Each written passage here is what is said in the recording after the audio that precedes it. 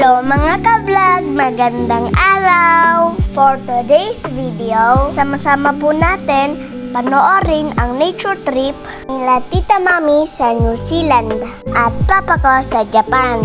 Wow!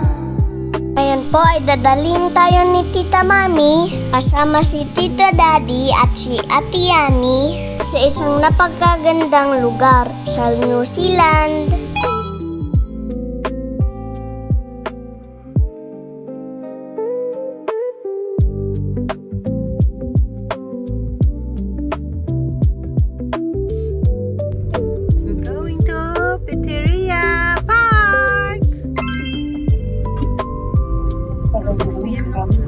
Ah, 6 p.m. lang. Ano? Resort? Eh? Kala nyo ha? Ay, Ate Yani. Ano? Paborito ko yan? Bahay na. While talking to Batang Makulit. Oh. Yay! Ganda!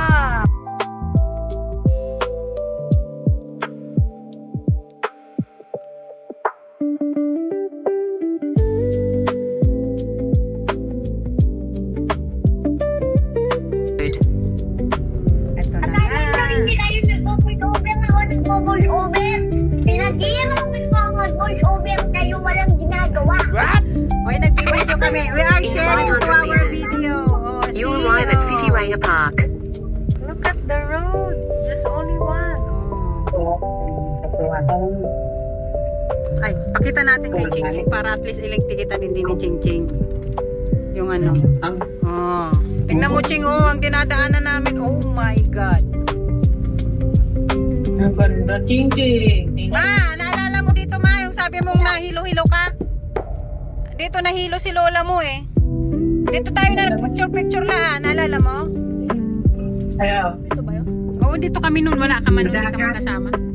Si tita din mo ako, saka si papa mo lang. Grabe, ang ganda talaga sa New Zealand. Wow! Kailan kaya kami makakapunta dyan?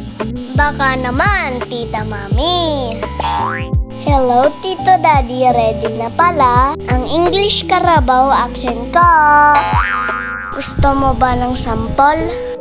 If you don't understand my English, Tito Daddy, don't worry. Sometimes, I don't understand it either. Pwede na ba yan, Tito Daddy? Ang sarap talaga pagmasdan ang mga ganyang tanawin. Bukod sa mag-enjoy ka na, marerelax ka pa. Kaya hindi lang po dapat puro trabaho. Kailangan din magpahinga at maglaan ng oras para sa sarili at sa ating pamilya.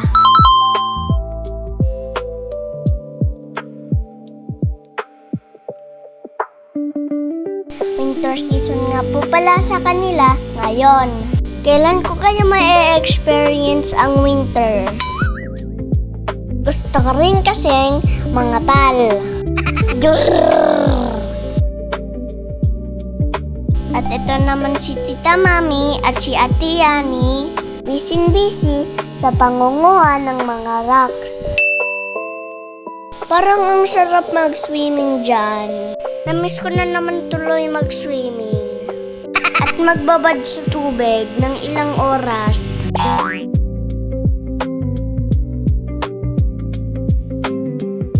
Meanwhile, At dahil nag-nature trip sina Tita Mami ko sa New Zealand, nature trip din ang peg ni Papa ko sa Japan. Wow!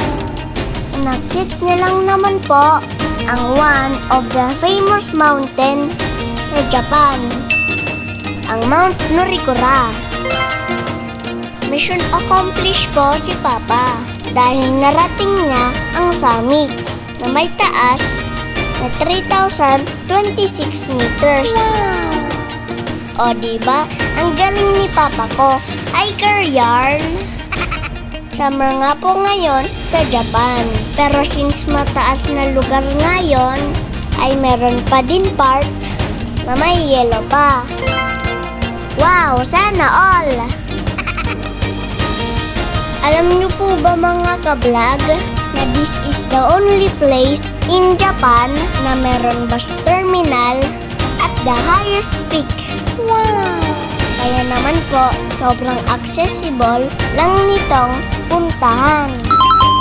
Pwedeng-pwede po siya sa any type of hiker. Mapa-beginner ka man, mid or pro.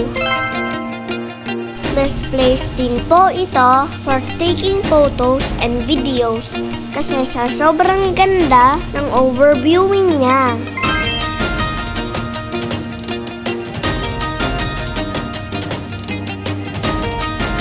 Hapon na nga po pala, nakababa si Papa sa bundok.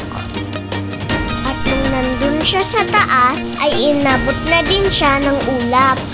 Wow, sana all! Kahit pagod, ay fulfilled at sobrang saya ni Papa ko. Dahil January 1st pa talaga, yung plan ni Papa na gawin yon. Pero since busy din siya sa work, ay this month na lang ito ginawa.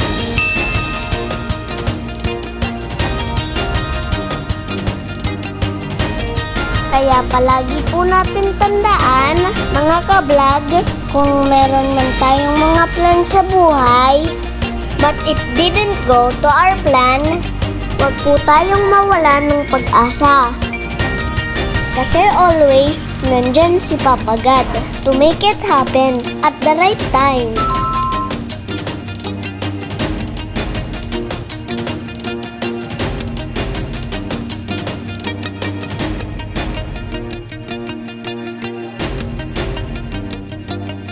At yun lamang po mga ka-vlog. Huwag niyo pong kalimutan mag-follow, like, and share para updated kayo sa aming mga videos. Thank you for watching. See you on our next vlog. Bye-bye!